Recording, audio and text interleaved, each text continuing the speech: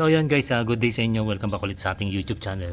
Ayan si Alexa, yung ating Aerox D3. Bagong bago yan guys. Ngayon meron tayong test fit sa kanya na pyesa kung pasok ba talaga.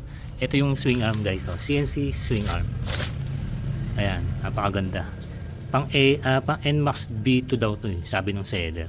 Pero pasok daw to sa Aerox B3. Titingnan natin kung pasok ba yung yung caliper niya, and then yung mga sa shock, sa tambucho, sa bracket. So may kasama siyang tatlong spacer yan. Ayan guys, yan yung pagka CNC niya. Silver to guys, yung pinagdaanan ng CNC. Then matte black. Ito yung likod niya. Ayan. May kasama siyang bearing.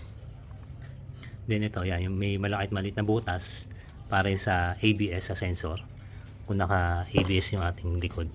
So tara guys, baklasin muna natin tong pipe tsaka yung itong radiator cover, then saka natin tanggalin yung swing arm. Let's go. So tanggalin muna natin tong radiator cover guys. Tatlong lang to, 8 na tornilyo. Gamit na kayo na anti-wrench. Ayan, pare-paras lang naman ang size niyan. Bagong bago lang to guys yung ating Aerox. Wala pang 300 yung mileage. So yan, natanggalan natin tong radiator cover. Next natin yung pipe.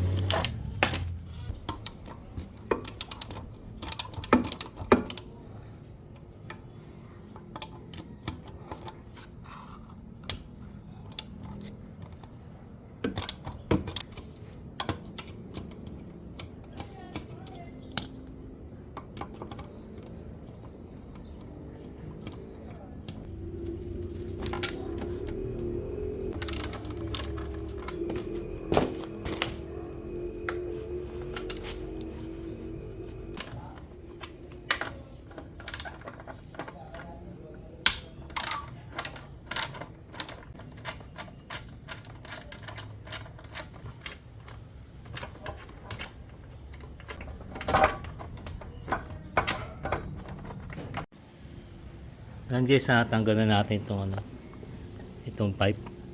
Sunod naman natin itong swing arm. Tsaka itong tornilyo dito sa shock.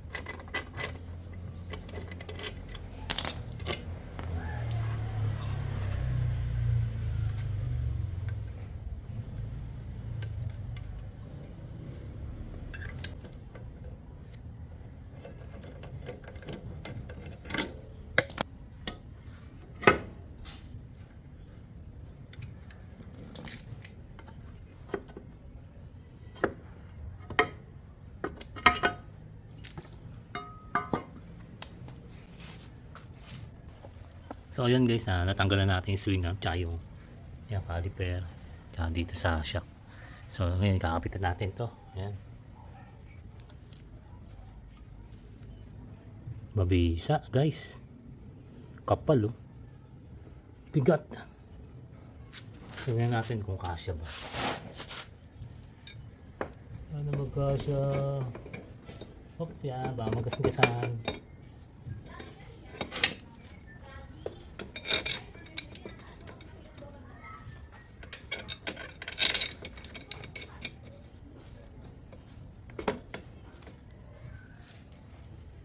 Sakto guys.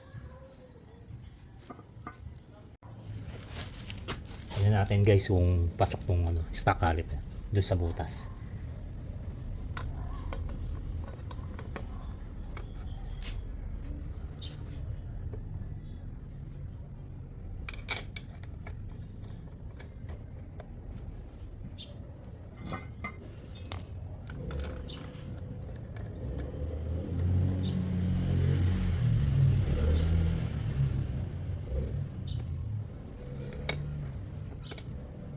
Ayos.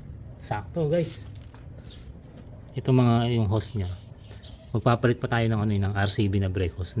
Meron na tayo diyan guys. Kumpleto na naman tayo. So, tinespit lang natin tong swing arm na to. Kung pasok ba talaga yung pang NMAX B2 dito sa ating Aerox B3. So, ayun, nakita naman natin yung resulta. Sakto yung mga tornilyuhan niya dito sa shock. Lalo na dito sa stock caliper. At yun na lang sa tambucho kung mag-aftermarket kayo ng open pipe or mga Redlock, GBT or TSMP, sure naman na pasok dito sa mga butas niya. So ayun guys, naipakita ko na sa inyo paano magbaklas magkabit at na-test fit na natin tong CNC swing arm na pang NMAX B2. Sakto naman at 100% pasok kasi wala pa naman lumalabas na pang Aerox B3 talaga. So ginagamit nila is yung pang NMAX B2.